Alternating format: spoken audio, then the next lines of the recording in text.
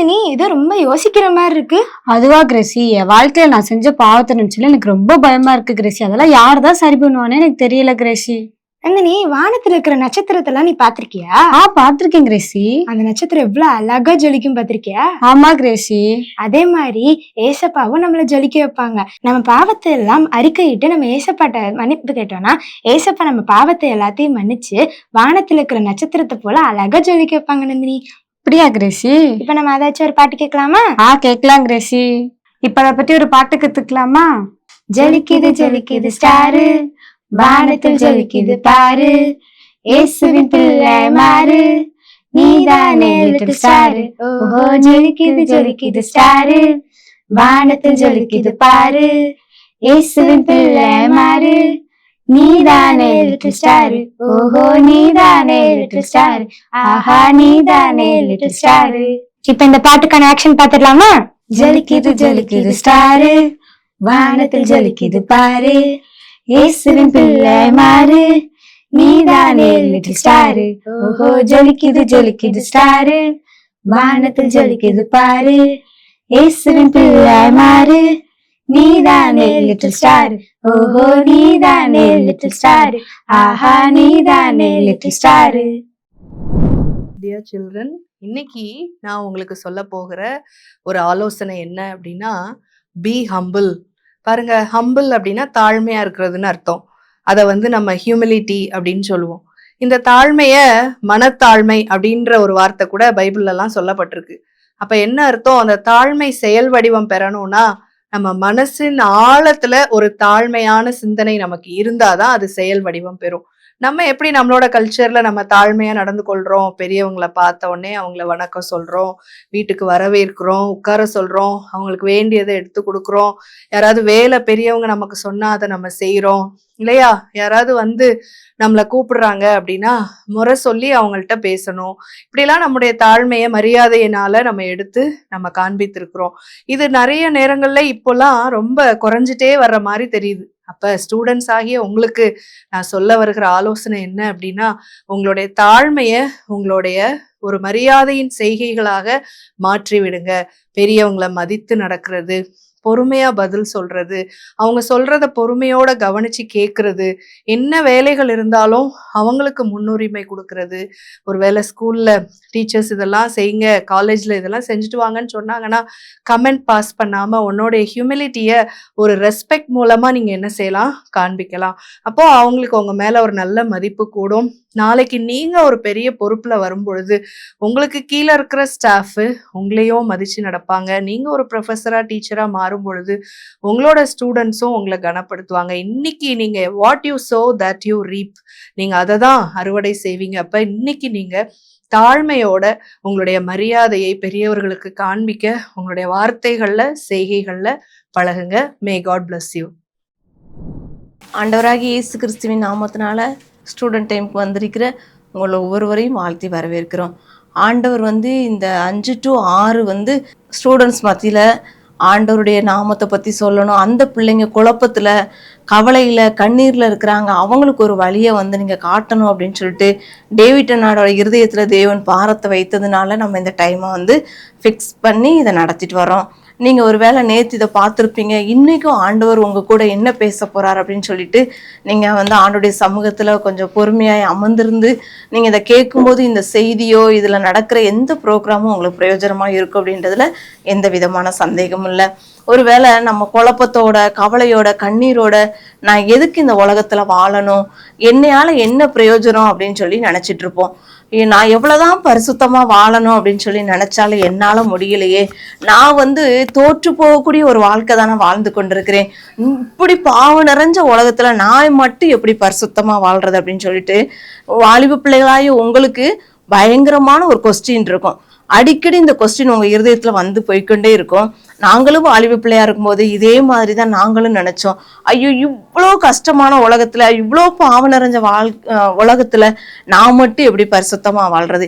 இதே கொஸ்டின் தான் பைபிள்ல எரேமியா தீர்க்கதரிசியும் கேட்டுக்கொண்டிருக்கிறார். அன்னைக்கு எரேமியா தீர்க்கதரிசி வாழ்ந்த காலத்துல அந்த இஸ்ரவேல் தேசம் ரொம்ப பரிசுத்தமான தேசமா இருக்கல. ஆண்டவர் வந்து எந்தெந்த பாவங்கள் எல்லாம் செய்யக்கூடாதுன்னு சொல்லி சொன்னாரோ அந்த பாவங்கள் எல்லாத்தையும் அந்த இஸ்ரவேல் ஜனங்கள் செய்து கொண்டே வந்தாங்க. அப்ப எரேமியா நினைக்கிறார், ஐயோ இவ்வளோ பாவம் நிறைஞ்ச இந்த மக்கள் மத்தியில நான் எப்படி வாழ போறேன், எப்படி இவங்களை வந்து ஏசப்பா பக்கம் திருப்ப போறேன் அப்படின்னு சொல்லி யோசிச்சுட்டு இருக்கும்போது ஆண்டவர் எரேமியாவை கூப்பிட்டு என்ன சொன்னார் அப்படின்னு சொன்னா, எரேமியாவே நீ எழுந்து, நான் இந்த அதிகாரத்தை நான் உங்களுக்கு வாசிக்கிறேன்.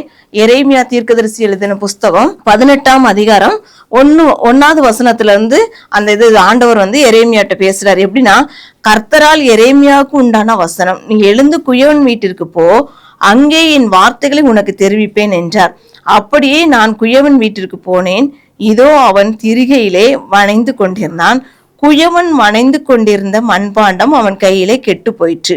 அப்பொழுது அதை திருத்தமாய் செய்யும்படிக்கு தன் பார்வைக்கு சரியாய் கண்டபடி குயவன் அதை திரும்ப வேறே பாண்டமாக வளைந்தான். இங்க பாக்குறோம், நம்ம வந்து ரோட்ல நடந்து போறோம், அங்க வந்து ஒரு மண் குவியல் கிடக்குது அல்லது மண்ணு கிடக்குது. அதை வந்து நம்ம ஒரு பொருட்டாவே யாருமே நினைக்கிறது இல்ல. அந்த மண்ணை வந்து நம்ம கலைநயத்தோட பார்க்க மாட்டோம், அல்லது இந்த மண்ணுல இருந்து ஒரு பொருள், அழகான பொருள் வரும்னு சொல்லிட்டு என்னைக்குமே நம்ம யோசிக்க மாட்டோம்.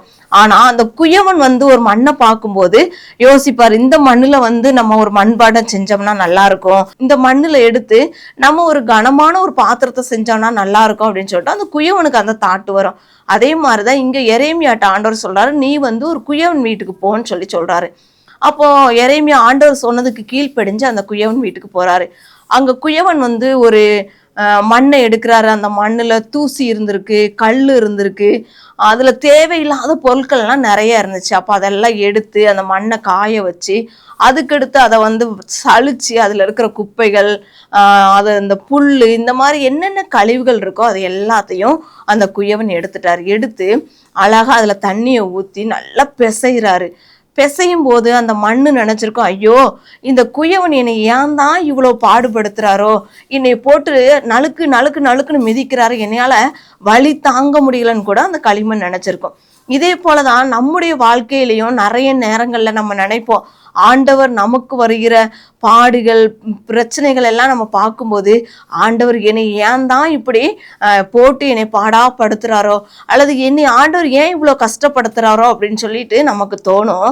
ஆனா பாருங்களேன், அந்த குயவன் அதை மிதிச்சு அழகா அதை வந்து என்ன செய்யறாரு அப்படின்னு சொன்னா, ஒரு உருண்டை மாதிரி எடுப்பாங்க. நீங்க பாத்திருக்கீங்களா குயவன் வீட்டுக்கு குயவன் வந்து மண்பாண்டம் செய்யறதை நீங்க பாத்திருக்கீங்களா? நிறைய பேர் பார்த்துருக்க மாட்டீங்க. ஒருவேளை நீங்க டிவியில கூட அந்த மண்பாண்டம் செய்யறத நம்ம பார்த்துருப்போம். அப்போ அந்த மண்பாண்டம் செய்யும் போது ஒரு கொஞ்சம் களிமண்ணை எடுத்து அந்த திரிகை மேல வச்சு குயவன் வந்து அதை சுத்தி விட்டு அதை கையினால என்ன செய்வார் அப்படின்னு சொன்னா அது கூட வடிவத்தை கொண்டு வருவார். இப்படி இந்த வடிவத்தை கொண்டுட்டு வந்துட்டு இருக்கும்போது அந்த மண்பாண்டம் என்ன செஞ்சிருது அப்படின்னு சொன்னா கெட்டு போயிட்டு அப்படின்னு சொல்லி எழுதப்பட்டிருக்கு. இந்த வசனத்தை வாசித்தோம் அப்படின்னு சொன்னா 4வது வசனத்துல இதை நம்ம பாக்குறோம், குயவன் வணைந்து கொண்டிருந்த மண்பாண்டம் அவன் கையிலே கெட்டு போயிட்டு அப்படின்னு சொல்லி எழுதியிருக்கு. அவன் வந்து ஒரு அழகான பாத்திரமா தான் வணையணும் அப்படின்னு சொல்லிட்டு யோசிச்சு நல்ல பிளான் பண்ணி தான் செய்யறாரு. ஆனா அப்படி சுத்தி விட்டுட்டே இருக்கும்போது அந்த பாண்டம் என்ன செய்தான், கெட்டு போயிருச்சு அப்படின்னு சொல்லி எழுதப்பட்டிருக்கு. அன்பான சகோதரியே சகோதரனே, நம்மளும் ஆண்டோடைய கரத்துல ஒரு அழகான மண்பாண்டமா தான் ஏசப்பா உங்களையும் என்னையும் சூஸ் பண்ணியிருக்கிறாரு. உலகத்துல எத்தனையோ பிள்ளைங்க இருக்கிறாங்க, எத்தனையோ ஜனங்கள் இருக்கிறாங்க. ஆனா ஆண்டவர் உங்களை சூஸ் பண்ணி ஒரு அழகான பாத்திரமாய், அவருடைய அன்பை சுமக்கக்கூடிய பாத்திரமாய், அவருக்கு உகந்த பாத்திரமா நீங்க வாழணும்னு சொல்லிட்டு ஆண்டவர் உங்களை தெரிந்து கொண்டிருக்கிறார். ஒருவேளை இன்னைக்கு நீங்க கெட்டு போயிட்டீங்களா, ஆண்டவருக்கு பிரியமில்லாத காரியங்களை நான் செஞ்சுட்டேன், ஆண்டவர் எனக்கு இந்த காரியங்கள் எல்லாம் செய்ய வேண்டாம்னு சொல்லிட்டு அடிக்கடி என்கிட்ட பேசிக்கிட்டே இருக்கிறாரு, ஆனா என்னால இந்த பாவத்துல இருந்து வெளியில வரவே முடியலையே அப்படின்னு சொல்லிட்டு சோர்ந்து போய் நீங்க ஆண்டவரை தேடாம இருக்கிறீங்களா? சாத்தான் உங்களை பார்த்து சொல்லிட்டே இருப்பான், இங்க பாரு நீ நல்ல ஜெபம் பண்ண, பைபிள் வாசித்த, ஆலயத்துக்கு போன, இன்னைக்கு நீ பாவம் பண்ணிட்டு மறுபடி நீ ஆண்டவர்கிட்ட போக முடியாது, ஏன்னா நீ கெட்டு போயிட்ட அப்படின்னு சொல்லிட்டு சாத்தான் உங்க காதுல சொல்லிக்கிட்டே இருப்பான். ஆனா ஆண்டவர் என்ன செய்யறாரு தெரியுமா, அந்த கெட்டு போன அந்த மண்பாண்டத்தை மறுபடியும் திரிகையில வச்சு ஒரு அழகான பாத்திரமா ஆண்டவர் உருவாக்குறாரு. அன்பான தம்பி தங்கச்சி, ஒரு வேளை இன்னைக்கு கெட்டு போய் இருக்கிற உன்னைய பார்த்து பிசாசு சொல்லுவான், நீ வந்து ஒண்ணுக்கும் லாய்க்கு இல்லை, இனிமேல் நீ ஏசப்பாட்டே போக முடியாதுன்னு சொல்லுவான். உங்க பேரண்ட்ஸ் உங்களை பார்த்து சொல்லுவாங்க, நீ ஒருவேளை நல்லா படிச்ச, நல்லா கீழ்ப்படிஞ்சிருந்த அப்படின்னு சொன்னா உங்க அம்மா அப்பாவுக்கும் நீ நல்லா பிடிக்கும். ஆனா நீ கீழ்ப்படியாம அம்மா அப்பா பேச்ச கேட்காம இருந்தா அவங்க சொல்லுவாங்க, நீ ஒண்ணுக்குமே லாய்க்கு இல்லாதவன், உன்னால ஒரு பிரயோஜனம் இல்லை, நீ ஒரு உப்புக்களுக்கு கூட உதவ மாட்டேன்னு சொல்லி அநேக நேரங்கள்ல தன்னுடைய வார்த்தைகள்னால உங்களை காயப்படுத்துவாங்க. அது மாத்திரம் இல்ல, ஸ்கூல்ல யாரை பிடிக்கும் அப்படின்னு சொன்னா நல்லா படிக்கிற பிள்ளைங்கள தான் டீச்சருக்கு பிடிக்கும். காலேஜ்ல யாரை பிடிக்கும்? நல்ல டேலண்டா, நல்ல எதனாலும் சொன்னோடனே செய்யற பிள்ளைங்கள தான் அந்த காலேஜ்ல இருக்கிறவங்களுக்கு பிடிக்கும். ஆனா ஒண்ணுக்குமே உதவாத, ஒண்ணுக்குமே லாய்க்கில்லாத சூழ்நிலையில நீ இருக்கிறியா? நீ ஆண்டவர்கிட்ட உன் வாழ்க்கையை அர்ப்பணிச்ச அப்படின்னு சொன்னா அவர் மறுபடியுமாய் உன்னை வணைந்து கொள்வதற்கு அவர் ஆயத்தமுள்ளவராய் இருக்கிறார். இந்த உலகம் எதெல்லாம் உன்னால முடியாது, கூடாது அப்படின்னு சொல்லுதோ அந்த காரியங்கள்ல ஆண்டவர் உன்னை பயன்படுத்துவதற்கு, அந்த காரியத்திலிருந்து ஆண்டவர் உனக்கு வெற்றியை தருவதற்கு அவர் ஆயத்தமுள்ளவராய் இருக்கிறார். ஏன்னா நம்மளை படைச்ச தேவன் நம்ம வந்து அவருடைய கையில் இருக்கிற ஒரு களிமண்ணை போல இருக்கிறோம். அவர் நம்முடைய குயவன். அப்போ ஒரு வேளை இன்னைக்கு கெட்டு போயிருக்கிற சூழ்நிலை இருக்கிற உன்னை பார்த்து ஆண்டவர் என்ன சொல்றார் தெரியுமா? நீ இன்னைக்கு ஒரு உடன்படிக்கை பண்ணு, ஏன் கூட நீ ஒரு உடன்படிக்கை பண்ணு. ஆண்டவரே, நான் கெட்டு போன பாத்திரமா தான் இருக்கிறேன், ஆனா நான் என்னுடைய வாழ்க்கையை உங்க கையில தர்றேன் ஏசப்பா, என்னைய நீங்க பயன்படுத்துங்கன்னு சொல்லி ஆண்டோடைய கரத்துல நீயே உன்னை கொடுத்துட்டு அவரோட உடன்படிக்கை பண்ண. ஆண்டவரே, இனிமே நான் உங்க கரத்தை விட்டு போறதுக்கு நான் முயற்சிக்க மாட்டேன், இந்த உலகத்தின் காரியங்களுக்கு நான் என்னை அர்ப்பணிக்க மாட்டேன் ஏசப்பான்னு சொல்லிட்டு நீ ஒரு தீர்மானம் எடுத்து அவரோட உடன்படிக்கை பண்ணும்போது அவர் உன்னை முற்றுமுடிய நடத்துவதற்கு அவர் வல்லமையுள்ள தேவனா இருக்கிறார். நமக்கு எல்லாருக்கும் தெரிஞ்ச நபர் ஆபிரகாம் லிங்கன். அந்த ஆபிரகாம் லிங்கனோட படை தளபதி ஒரு நாள் என்ன செஞ்சாரானா, அவங்க 2 பேரும் ஒரு இடத்துக்கு பிரயாணப்பட்டு போக வேண்டியது இருந்துச்சு. அப்படி பிரயாணப்பட்டு போய்கொண்டு இருக்கும்போது அந்த படைத்தளபதி கொஞ்சம் தூரம் போய் ஒரு இடத்துல ரெஸ்ட் எடுக்கிறதுக்காக இறங்கும்போது அவர் வந்து ஆண்டவருக்கு பிரியமில்லாத குடிக்கக்கூடிய ஒரு பானத்தை எடுத்து ஆபிரகாம் லிங்கன்ட்ட கொடுத்தாராம். அப்ப இவர் சொன்னார், நோ தேங்க்ஸ், எனக்கு வேண்டாம் அப்படின்னு சொல்லிட்டாரு. அதுக்கடுத்து கொஞ்சம் தூரம் போகும்போது அந்த படைத்தளபதி ஒரு சிரட் எடுத்து ஆபிரகாம் லிங்கன்ட்ட காமிச்சாராம். அப்போ ஆபிரகாம் லிங்கன் என்ன சொன்னாருன்னா, நோ தேங்க்ஸ் அப்படின்னு சொன்னாரு. ஆனா ஆபிரகாம் லிங்கனோட மனசுல இவர் என்ன நம்மள்ட்ட வேண்டாம் வேண்டான்னு சொன்னாலும் இவர் கேட்டுக்கிட்டே இருக்கிறாரே அப்படின்னு சொல்லி தோணுச்சு. இவர்கிட்ட நம்ம ஒரு காரியத்தை சொல்லியே ஆகணும் அப்படின்னு சொல்லிட்டு படைத்தளபதியை கூப்பிட்டு சொன்னாரு, நீங்க வந்து என்னட்ட ஃபர்ஸ்ட் அந்த மதுபானத்தை காமிச்சிங்க, நான் வேண்டான்னு சொன்னேன், மறுபடியும் இந்த சீரட்டை கொடுத்தீங்க, நான் வேண்டான்னு சொன்னேன். ஏன்னு தெரியுமா, நான் வந்து 9 வயசா இருக்கும்போது எங்க அம்மாவுக்கு ரொம்ப முடியாம போயிடுச்சு. அவங்க படுக்கையில படுத்துட்டு தன்னுடைய கடைசி நாட்கள்ல என்னை கூப்பிட்டு என்ன சொன்னாங்க அப்படின்னு சொன்னா, ஆபிரகாம் லிங்கன், அம்மாவுக்கு நீ ஒரு உடன்படிக்கை பண்ணணும், நீ வளர்ந்து பெரியவன் ஆன பிறகு நீ இந்த மதுபானத்தையோ இந்த ஆண்டவருக்கு பிரியமில்லாத காரியங்களையோ நீ ஒரு நாளும் செய்யக்கூடாது, ஆண்டவருக்கு நீ பயந்து நடக்கணும், எனக்கு ஒரு உடன்படிக்கை பண்ணி கொடுன்னு சொன்னாங்க. அப்போ ஆபிரகாம் லிங்கன் தன்னுடைய அம்மாவுக்கு உடன்படிக்கை பண்ணி கொடுத்திருந்தாரு. அதை வந்து அந்த படை தளபதிட்ட அந்த ஆபிரகாம் லிங்கன் சொன்ன உடனே அந்த படை தளபதி சொன்னாரு, உங்களுக்கு ஒரு நல்ல தாய் கிடைச்சிருக்கிறாங்க, அதனாலதான் உங்களுக்கு சின்ன வயசுலயே பாவம் பண்ணக்கூடாது, ஆண்டவருக்கு பிரியமில்லாத காரியங்களை எல்லாம் செய்யக்கூடாதுன்னு உங்களுக்கு சொல்லி கொடுத்துருக்காங்க. ஆனா எனக்கு ஒரு நல்ல தாய் கிடைக்கல, அதனாலதான் நான் இவ்வளோ வந்து இப்படிப்பட்ட பாவங்களுக்கெல்லாம் அடிமையாயிட்டேன். ஒருவேளை அப்படி நல்ல ஒரு தாய் கிடைச்சிருந்தாங்க அப்படின்னு சொன்னா இன்னைக்கு இருக்கிற நிலைமையை விட நான் இன்னும் நல்ல ஒரு நிலைமைக்கு போயிருப்பேன் அப்படின்னு சொல்லிட்டு அந்த படைத்தளபதி சொன்னாராம். பாருங்களேன், ஒருவேளை உங்களுக்கு கிடைத்திருக்கிற அந்த அம்மாவா இருக்கட்டும், அப்பாவா இருக்கட்டும், உங்களுக்கு கிடைத்திருக்கிற சபையா இருக்கட்டும், எல்லாமே ஆண்டவர் நீங்க நல்ல ஒரு நிலையில இருக்கணும், உங்க மேல ஆண்டவர் ஒரு பெரிய திட்டத்தை வைத்திருக்கிறார், அந்த திட்டத்தை நிறைவேற்றணும்னு சொல்லிட்டு தான் ஆண்டவர் கொடுத்திருக்கிறார். அதனால நீங்க இன்னைக்கு ஒரு உடன்படிக்கை பண்ண போறீங்க. ஒருவேளை ஆபிரகாம் லிங்கன் தன்னுடைய அம்மாவுக்கு பண்ணின உடன்படிக்கைய தன்னுடைய வாலிப வயதா இருக்கட்டும், பெரிய வயதா ஆன பிறகு கூட அந்த உடன்படிக்கையை மீறல, முற்றுமுடிய நான் கை கொள்வேன் அப்படின்னு சொல்லிட்டு அவர் சொன்னார் அந்த படை தளபதிட்ட.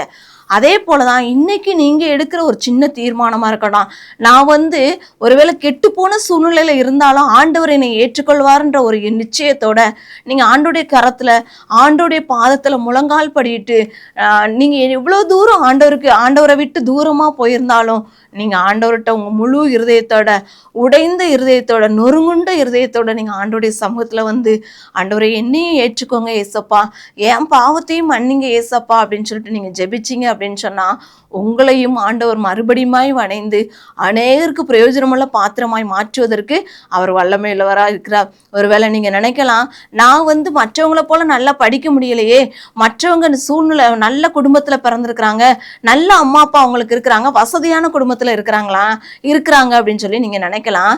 ஆனா ஆண்டவர் ஒரு வசனத்துல சொல்லியிருக்கிறாரு, நான் குயவன், ஒரு சில பாத்திரங்களை கனமான பாத்திரமாயும் ஒரு சில பாத்திரங்களை கனவீனமான பாத்திரமாயும் உருவாக்க எனக்கு அதிகாரம் உண்டு அப்படின்னு சொல்லியிருக்கிறாரு. இந்த வசனத்தை நான் வாசிக்கும் போது எனக்கு தோணுச்சு, ஒருவேளை ஆண்டவர் கனமான பாத்திரமாய் உருவாக்குவாரு, கனவீனமான பாத்திரமாய் உருவாக்குவாரு. ஆனா உடைஞ்சு போன பாத்திரம்னு சொல்லிட்டு ஆண்டவர் நம்மளை தூக்கி போடாம வச்சிருக்கிறாரு பாத்தீங்களா? ஒன்று கீறல் விழுந்த பாத்திரம்னு சொல்லிட்டு ஆண்டவர் நம்மளை தூக்கி வீசாம இருக்கிறார்ல.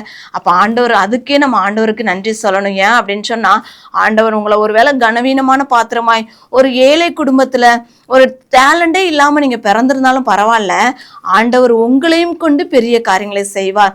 ஒருவேளை தாமஸ் ஆல்வா எடிசன் ஸ்கூல்ல இருந்து படிக்க வைக்க முடியாதுன்னு சொல்லிட்டு விரட்டி விட்டாங்க. ஆனா அவர் தான் லைட்டை கண்டுபிடிச்சு அவர் தான் இன்னைக்கு உலகத்துக்கு வெளிச்சத்தை கொண்டு வந்தாரு. அதே போலதான் நீங்களும் கனவீனமான பாத்திரமா நீங்க உணர்றீங்க அப்படின்னு சொன்னா, நீங்க உங்களை சார்ந்து கொள்ளாதீங்க, நீங்க ஆண்டவரை சார்ந்து கொள்ளுங்க. ஆண்டவர் உங்க மூலமாய் அநேகரை பிரகாசிக்க பண்ணுவதற்கு அவர் ஆயத்தமுள்ள தேவனாய் இருக்கிறார்.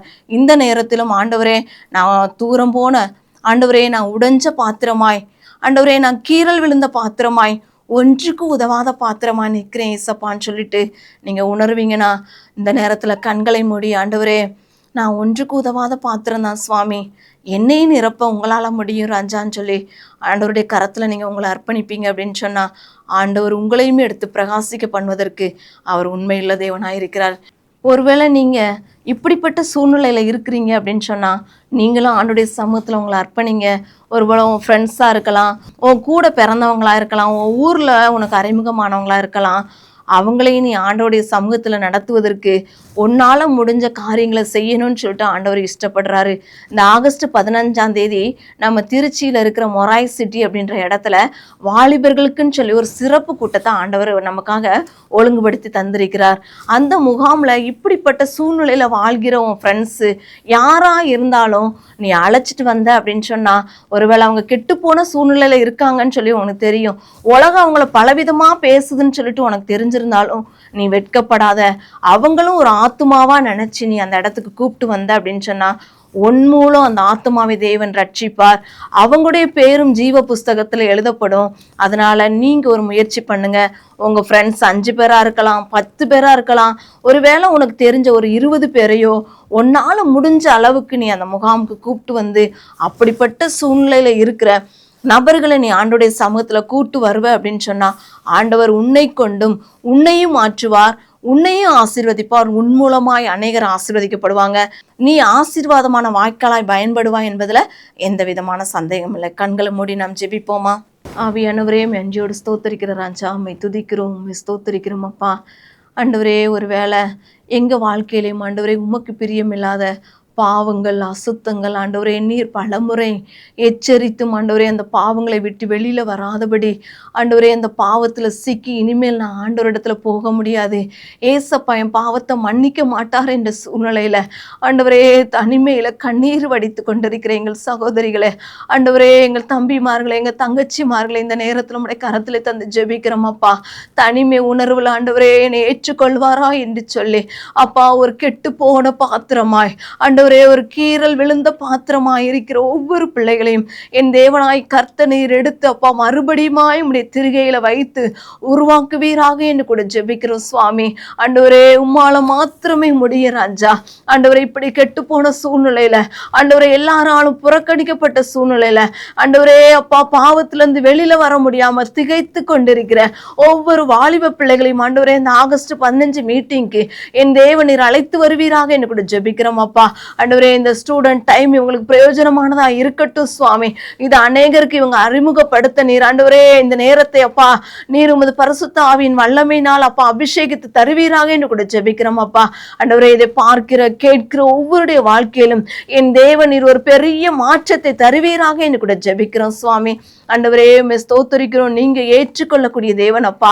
நீங்க எவ்வளவு பாவியும் ஆண்டவரே தன்னுடைய பாவத்தை உணர்ந்து இடத்துல மன்னிப்பு கேட்கும் போது அவங்களை நீங்க பிரகாசிக்க பண்ணக்கூடிய தேவனா இருக்கிறீங்க ஏசப்பா. இந்த பிள்ளைகளையும் ஆண்டவரே நீங்க பிரகாசிக்க பண்ணுவீராக என்று கூட ஜெபிக்கிறோம் அப்பா. எங்கள் ஜெபங்கள் எங்கள் விண்ணப்பங்கள் ஒவ்வொன்றையும் கேட்டு ஆவியானவர் நீர் பதில் தர போற தயவுக்காய் ஸ்தோத்திரிக்கிறோம். என் தேவன் நீங்க மகிமைப்படுங்க, பெரியவர் பெரிய காரியங்களை செய்யுங்க. இயேசுவின் நாமத்தில் ஜெபிக்கிறோம் நல்ல பிதாவே, ஆமென்.